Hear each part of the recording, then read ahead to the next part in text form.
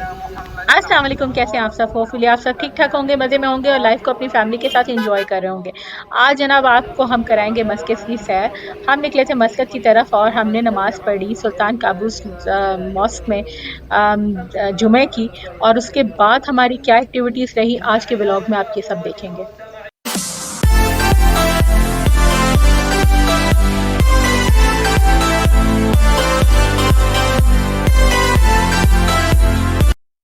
Oman की सबसे खूबसूरत और बड़ी मसाजिद में से एक, सबसे बड़ी और खूबसूरत मस्जिद जामा मस्जिद सुल्तान काबूस है। ये मस्जिद मस्कत में वाक़ और सुल्तान काबूस बिन सईद की हिदायत पर 2001 में आम सब नमाजियों के लिए खोली गई। मस्जिद का बैरूनी हिस्सा सफ़ेद संगमरमर से तामीर किया गया है और इसका मीनार तकरीबन 90 मीटर बुलंद है और 5 मीनार इस्लामी अरकान की नुमाइंदगी करते हैं। नमाज का मरकजी हॉल बहुत खूबसूरत है, जिसमें एक वक्त में तकरीबन 6,000 नमाजी इबादत कर सकते हैं, जबकि पूरी मस्जिद में 20,000 से जायद नमाजियों की गुंजाइश मौजूद है। मस्जिद में सबसे नुमाया पहलू यहाँ का बिछा हुआ दुनिया का दूसरा सबसे बड़ा हाथ से बुना हुआ कालीन है, जो ईरान से बुनवा कर मंगवाया गया था। और यहाँ का झूमर दुनिया के खूबसूरत और बड़े झूमरों में से एक झूमर है, जो कि इंतहाई दिलकश है।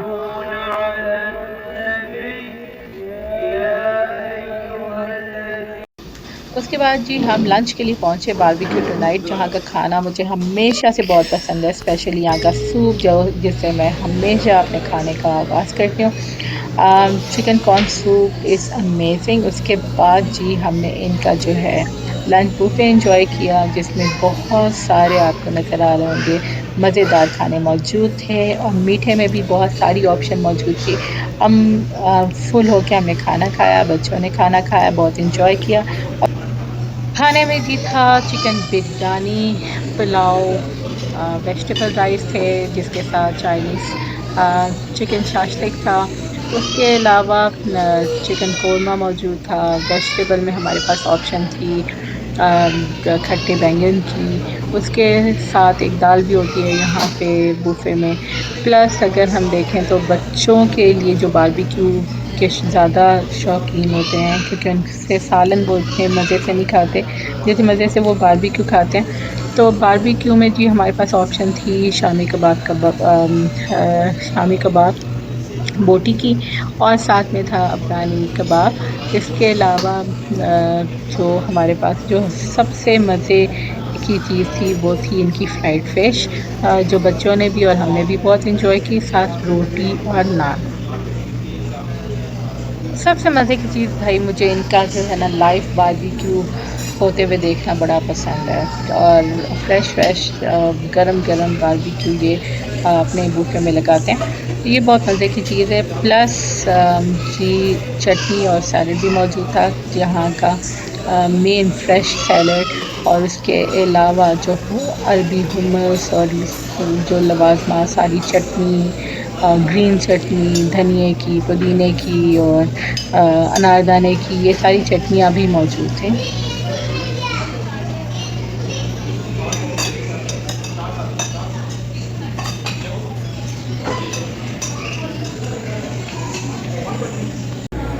मीठे में था जनाब खीर, गुलाब जामुन जो मेरे फेवरेट हैं, और प्लस गाजर का हलवा।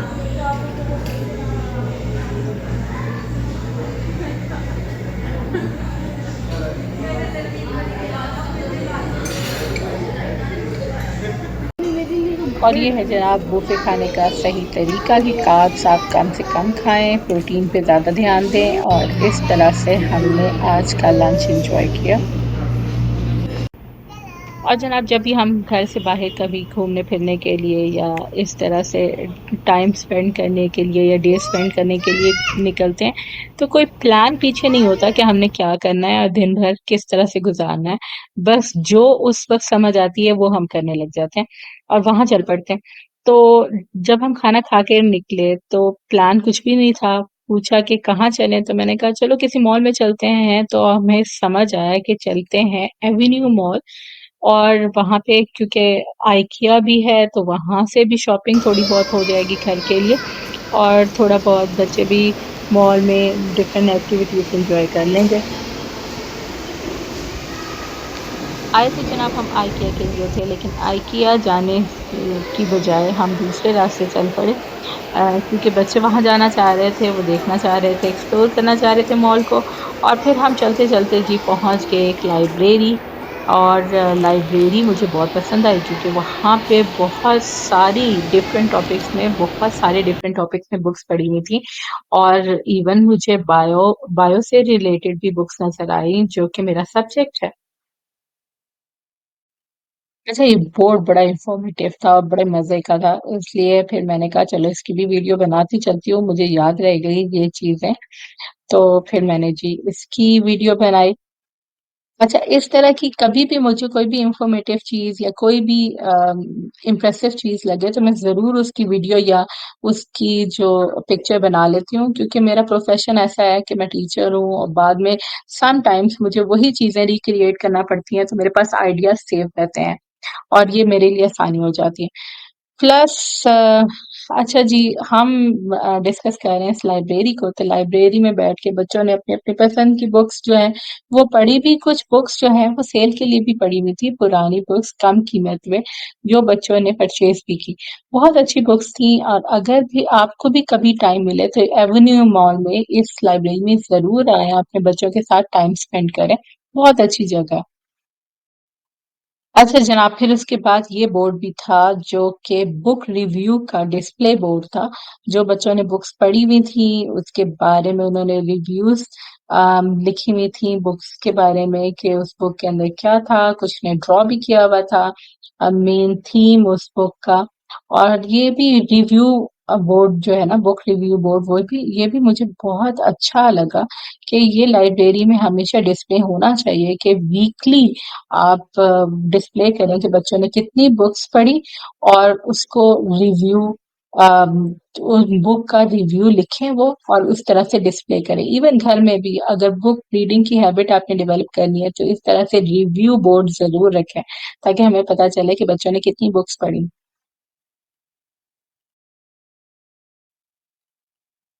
खैर हमारा काफ़ी सारा टाइम जो है इस लाइब्रेरी में गुज़रा, बच्चों ने भी रीडिंग स्टार्ट कर दी थी, मुदस्सर ने भी और फिर मैंने भी और हम फिर इंटरेस्टिंग बुक्स कुछ ढूँढते भी रहे, कुछ चीज़ें कुछ नई बुक्स जो हमें मिली वो पढ़ते भी रहे और वो देखते रहे कि यहाँ किस किस्म की बुक्स मौजूद थी, कुछ इन्फॉर्मेशन मुझे अपने सब्जेक्ट से रिलेटेड मिलती रही।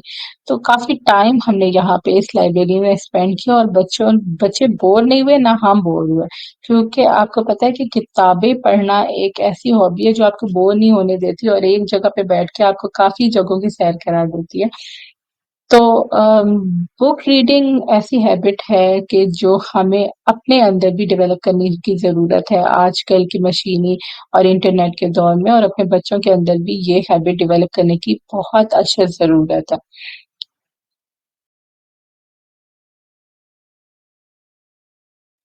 और उसके बाद जनाब हम चले गए थे किड्स ज़ोन आपको इर्द-गिर्द के माहौल से ये आइडिया हो चुका होगा कि आपको नज़र आ रहा होगा हल्क फिर एल्सा नज़र आ रही होगी फिर कैप्टन अमेरिका और ये सारे कैरेक्टर नज़र आ रहे होंगे। बच्चे ये देखते ही ये सारे कैरेक्टर देख के फुल एक्साइटेड हो जाते हैं हमेशा और जो मेरा जो अम, सफ़र था आइकिया का वो रह गया।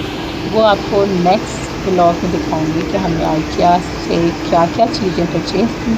टेक केयर, अल्लाह हाफ़िज़, अस्सलाम वालेकुम। अगर आपको वीडियो पसंद आई हो तो लाइक ज़रूर कीजिएगा, सब्सक्राइब कीजिएगा मेरे चैनल को। अल्लाह हाफ़िज़, अस्सलाम वालेकुम।